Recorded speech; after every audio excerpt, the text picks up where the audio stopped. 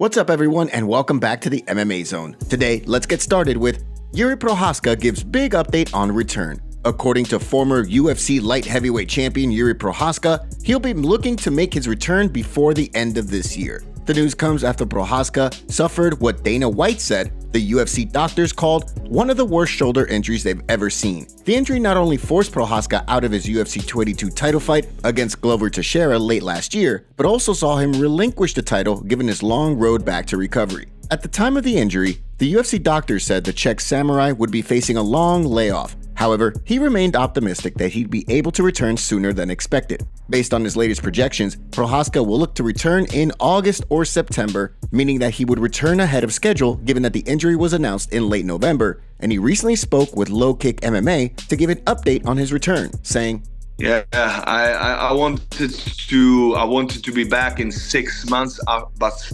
after like this surgery and the shoulder is not so easy to rehab because there is many angles, many things to work on, and I think it will be not in 6 months.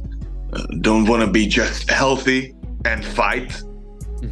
I want to be on the next level." As Prochazka went on to explain, he believes that he still needs 1 to 2 months of training in order to make sure that his shoulder is at 100%. According to the former champ, when he returns to the octagon, he'll walk right into a title fight against Jamahal Hill, the champion, likely because of the fact that he never lost the title inside the octagon. The news caught the attention of fans, given that, from the sounds of things, Hill will not be defending his belt in the meantime. Although he just recently won the belt back in January, he's remained active on social media, notably verbally agreeing to a fight against Alex Pereira. Despite that, Dana White revealed, following Pereira's UFC 287 loss to Israel Adesanya, that he would need to fight a top contender before getting a crack at the light heavyweight title. With no clear-cut #1 contender at 205 pounds, it sounds as though Hill will take the summer off before returning to the octagon to defend his title against the former champ. When Prochazka returns to the octagon, how do you see things playing out for him? Will he be able to get a big win and reclaim his title by dethroning Jamahal Hill? Or will he struggle to find his rhythm after taking some time off for such a catastrophic injury? Drop your predictions in the comment section below. Bobby Green livid after Jared Gordon fight ruled a no contest. UFC veteran Bobby Green recently stepped into the octagon at the UFC Apex to compete against Jared Gordon in a highly anticipated fight that seemed poised to produce fireworks. Unfortunately for everyone involved, as Green lunged forward with what he's called a lead elbow, he headbutted Gordon in the temple, sending him to the canvas, while Paul Felder yelled on from the broadcast booth. Green quickly pounced, landing a barrage of ground and pound that signaled the end of the fight. Although he was initially declared the winner, before the reading of the official decision, it was determined that the accidental clash of heads caused the knockdown, and as a result, the fight was ruled a no contest. That didn't sit too well with Bobby Green, who was quick to arrive at the post-fight press conference where he demanded that the UFC pay him his full purse for the fight despite the accidental clash of heads. I get it. We clashed heads. I was trying to go for an elbow, and he kind of dipped his head and we kind of clashed.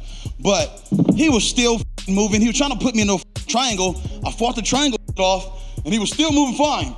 And then after when I busted his then he was up. He was still straight. And they want to try to slide me on my money. That's what I'm mad about. I need my money, bro. I need my money. So far, no word yet on whether or not the UFC will be paying the two men in full. Gilbert Burns and Belal Muhammad discuss short-notice UFC 288 showdown. When Charles Oliveira backed out of his scheduled UFC 288 clash against Beneil Dariush with an undisclosed injury, many criticized the main card given that the co-main event bout had fallen through. Although the fight was rescheduled for UFC 289 in Canada, fans still held out hope that a replacement fight would materialize for the May 6th UFC 288 card. Fortunately for fight fans, despite some questions about whether or not the fight would be finalized, Belal Muhammad and Gilbert Burns agreed to compete in the welterweight title eliminator. As it turns out, both men wanted to fight Colby Covington for the #1 contender spot. However, the UFC has stood firm by its choice to give Covington a title shot despite his lack of activity. Both Burns and Muhammad spoke to MMA Fighting about the short notice booking coming together, with Muhammad saying, "Just saw that the Beneil Dariush fight got canceled. I said, oh crap. I hit up my manager and asked where's Colby Covington at. Let's try to get Colby on the card. He hit me back the next day. Colby's not going to do it, but Gilbert will. I was like, okay, let's go. Similarly, Burns also was eager to book a fight with Covington. However, when he was informed that the controversial contender was going to wait for the title shot, he quickly agreed to a title eliminator against Muhammad. We were trying to get the Colby fight, but then I talked to Hunter Campbell and they said, no, Colby's fighting for the title, but I have Belal Muhammad. He's another one that wants to fight. I said, sure, I'll fight him, I don't care. That's how the negotiating started. With the two set to step into the octagon in just a few short weeks, who do you think gets the job done and punches their ticket to a title shot? Drop your predictions in the comment section below. Before we continue, make sure you give that like button some love and be sure to subscribe to the MMA Zone for all of the latest news. Sergei Pavlovich reflects on dominant win over Curtis Blaydes. On Saturday night, Sergei Pavlovich cemented his place as a top contender in the heavyweight division by defeating Curtis Blaydes in the first round of their highly anticipated main event showdown. Heading into this bout, many believed that the fight would determine who would fight the winner of the upcoming Jon Jones vs. Stipe Miocic title clash later this year.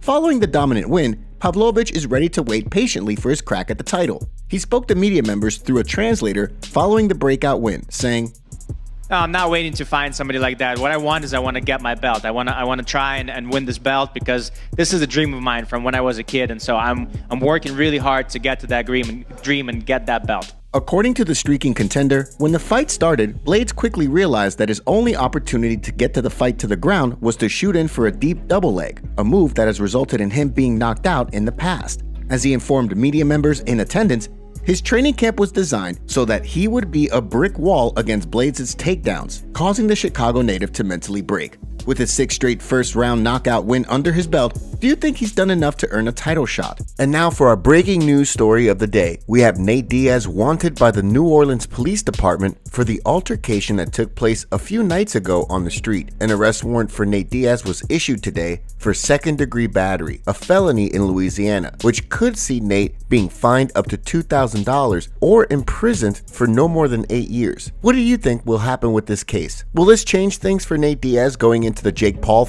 Conor McGregor drops prediction for Nate Diaz versus Jake Paul bout. On August 5th, Stockton superstar Nate Diaz will make the move up to 185 pounds to compete against polarizing YouTuber Jake Paul in a highly anticipated boxing match.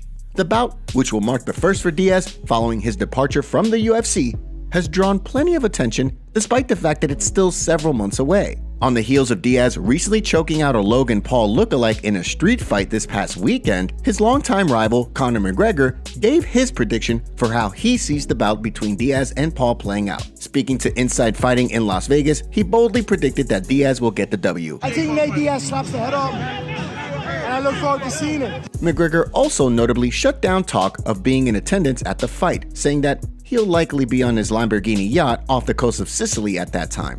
This weekend, McGregor also proclaimed that he and Michael Chandler would fight at the end of the summer, raising questions among fight fans given that there's still been no clarification as to whether or not USADA considers him eligible to compete. Thanks for watching the video. Make sure to subscribe and click the notification bell to stay up to date with MMA news every day. Here are the top comments from yesterday's video. Damn, McGregor stays geeked. He looks rough. Nate was probably stoned and actually thought it was Logan. He won't be sober until the end of winter, let alone the summer. People keep saying Marvin is a wrestler. Where does that come from? He's not a good wrestler. And those were the top comments from yesterday's video. If you want to be featured on our next video, make sure to leave a comment and don't forget to check out yesterday's video in case you missed it.